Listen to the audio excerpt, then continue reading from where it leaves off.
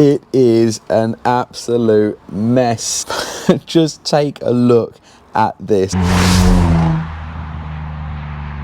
In the last video, I introduced you to the UK's cheapest Nissan 350Z and all of the problems that we found too. There is loads of flaky lacquer, but the clutch pedal sometimes drops to the floor. And on the front wheel, just here, we've got a tear in the tyre and the wheel has been curbed. We also found out exactly how much I paid for it. £2,650 for this car, which I think was a really good price. At the time, it was the cheapest in the UK. So in today's video, we're going to get started and we're going to work on the inside of the car because the weather has been horrible. Good morning, everyone. So now the 350Z gets underway, we can start work on the inside of the car. I've managed to get the car into the garage, which makes it so much easier to work on. The lighting is a little bit awkward at the moment, but what it means is I can go ahead and pull out the interior of this car, these horrible seats, the steering wheel that needs recovering. The headliner is already out along with the A-pillars that you can see. And I'm going to be covering those, retrimming those. So let's go ahead and get these seats out and then we can work on the interior. We can get the center console out and see how bad the carpet is underneath, if that's going to need a proper clean up. So let's go ahead and get into that one. So we're going to start off by removing the sun visors and the A-pillars. The sun visors are just held on by a couple of Phillips head screws and these little plugs that twist anti-clockwise, but they also help to hold the headliner up to the roof of the car. And then with the little blue trim tool, you can see there, pulling the A-pillars out just to make sure I don't dent or scratch anything. A little plastic trim tool remover is always that bit better. And it also doubles up to remove the 4 plugs at the back of the headliner, which then gives me the ability to start manipulating and pulling the headliner. Now it probably would have been easier at this point if I would have loosened the B pillars, but I didn't really think about it until I got to editing this video and seeing it there. But it would have made it a little easier, but it's done nonetheless now. So now that the headliner's out and we are in the garage, I can loosen off the 4 14mm bolts that are holding the seats in place, and I'm just loosening them before I disconnect the battery because otherwise I wouldn't be able to move the seats.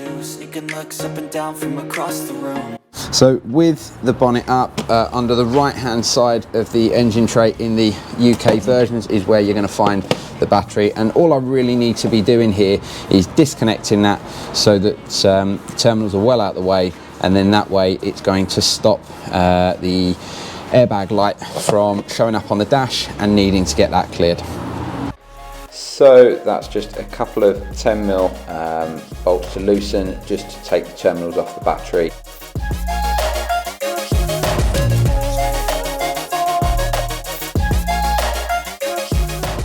So now that the terminals are off the battery, I can disconnect the electronics for the seat and I won't have any issues with the airbag light showing up.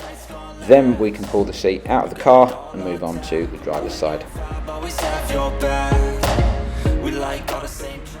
And now that the first seat is actually out of the car, it doesn't look too bad. I mean, sure, it's going to need a clean up. There's a few sort of bits of dirt. There's a fixing point missing from the center console there, but we can move on to the driver's side. And it was much the same on the driver's side, loosening off them 4 14mm bolts first to be able to tip the seat back and reveal the connectors. And there was 3 on this side as opposed to 2 on the passenger side. And I had a little bit of a mess around trying to get the seat out of the car. It needed to come out at a bit of a funny angle, but it came out in the end, and trust me, they go back in way easier when the steering wheel is off the car.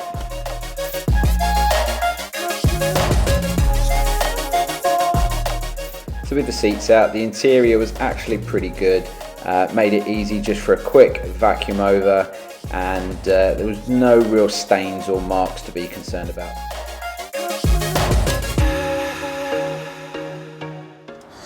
So with just a really quick vacuum, the car already looks way cleaner and tidier. Now I get it, there's no seats in the car, I am sat on the chassis rails, but now I can access the center console and grab this screw. There's already one missing from the other side. I can take this whole section out. I'm going to remove this middle piece that runs all the way up the center console. I've got a nice little surprise that I'm going to do to replace this section, so I'm going to take these out so that I can retrim those as well. The steering wheel is about to come off. I hate this horrible orange markings here, so I'm going to take that off and retrim that, and then we should be in a position to start putting things back in, the headlining, the A-pillars, and hopefully we're going to get a much nicer looking interior, because even though there's mechanical stuff that really needs to be done first, when you've got to be inside the car, it needs to be a nicer environment, and well, that's hopefully what we're going for. So to start with, we're going to pull out the climate control and disconnecting the ribbon cable, taking off the gear stick and starting to pull the trims apart so that we can get the center console out of the car. There's only a few Phillips head screws that hold this in. It's really not that much, and it comes out quite easy. You can see just with a bit of shifting around. Probably the most difficult part is getting the handbrake out.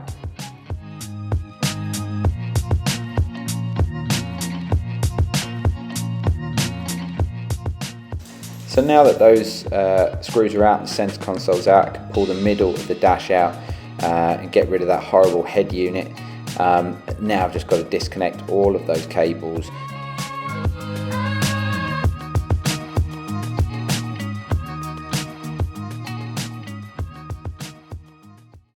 I've managed to get everything out inside that I need to get out so that I can get onto retrimming. Just take a look at this. It is an absolute mess of cables and wires and TV aerials for the old system.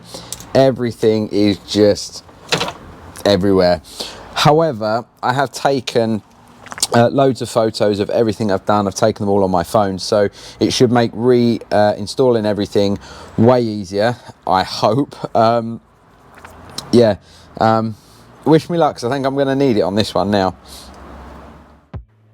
So next up is taking out that horrible orange steering wheel, and it was really quite simple. Two T30 security Torx bits, the ones with the hole in the center, just to remove the airbag, and then once the airbag has been removed, I can flip it around and disconnect it again, making sure the battery's disconnected. I didn't want that going off in my face.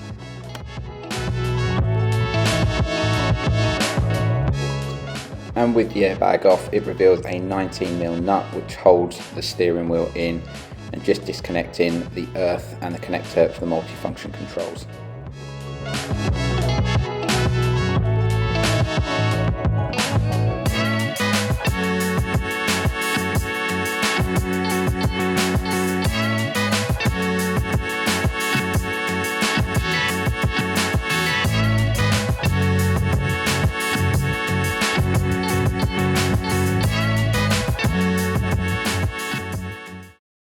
So now everything is out of the car that needs to come out, and it's just a case of separating everything from the headliner here. And they've got these horrible one-way washers, and I seem to snap every trim, so it's going to have a hot glue gun to stick everything back on afterwards, but then we can get on to retrimming. And I've got to make a confession here. This fabric that I used was awful. There had no stretch to it, it wouldn't move, and it took hours and hours, and I just couldn't get a good outcome.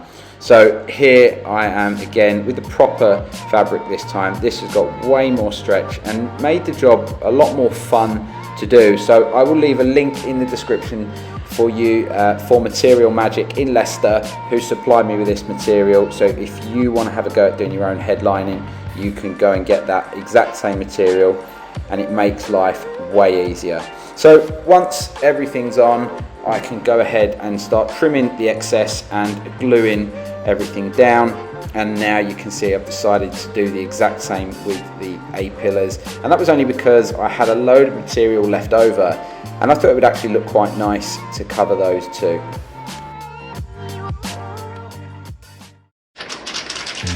Next up was painting the plastics and taking them from that horrible grey colour to a more contemporary black, and for this I'm using a flexible vinyl spray paint from Halfords. Again, I'll leave a link in the description for everything I've used in this video for you to go and get hold of yourself if you want to do the same project.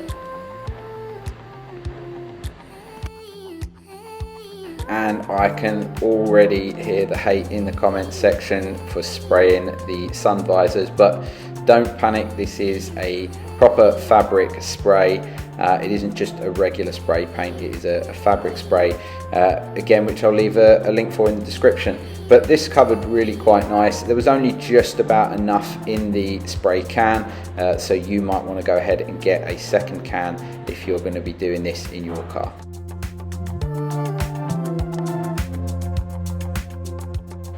And finally, onto the bit I've been most excited about, and that was getting rid of that horrible orange steering wheel. So I managed to pick up a 350Z specific steering wheel cover from eBay.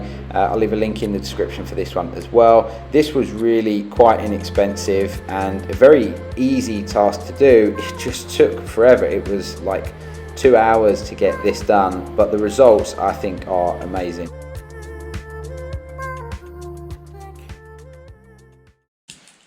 Oh, done. Do you know what? Once these trims are on, actually I'm really quite pleased.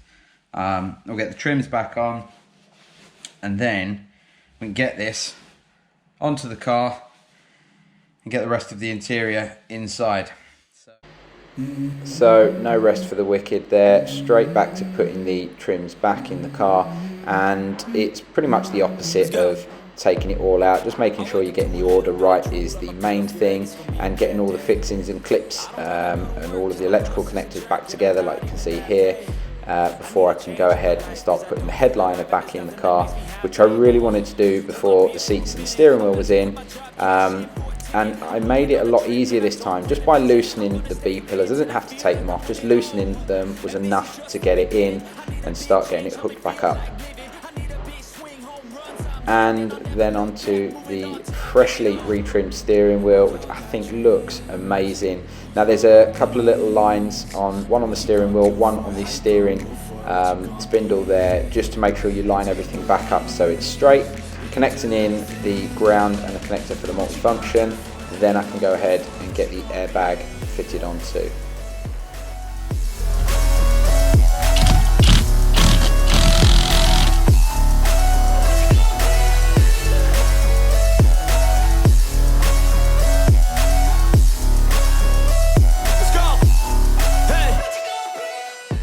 So now everything is back together in the 350Z. Let's jump in, take a look and see what we think.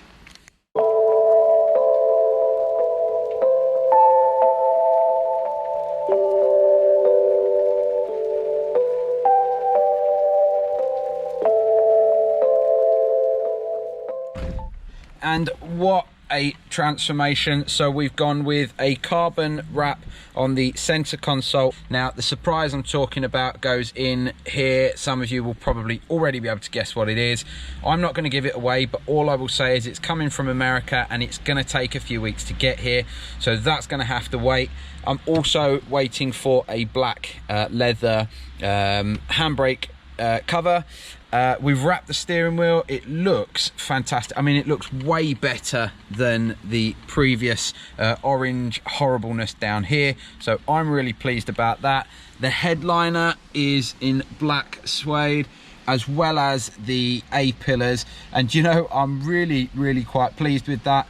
We've also gone black inside on the sunglass holder and on the lights.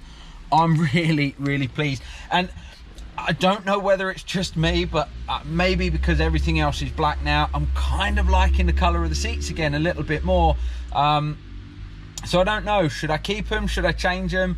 Let me know what you guys think in the comment section down below. And I've got some black seats coming. It's going to be like a direct swap, but I don't know, you tell me, what do you think? Shall I keep them, shall I change them for black? Let me know your thoughts. Now that is going to be the end of today's video, guys. We've got so much left to do on this car, so I will see you in the next video. But remember, smash that like button, subscribe to the channel, and thank you so much for watching. I'll see you in the next one.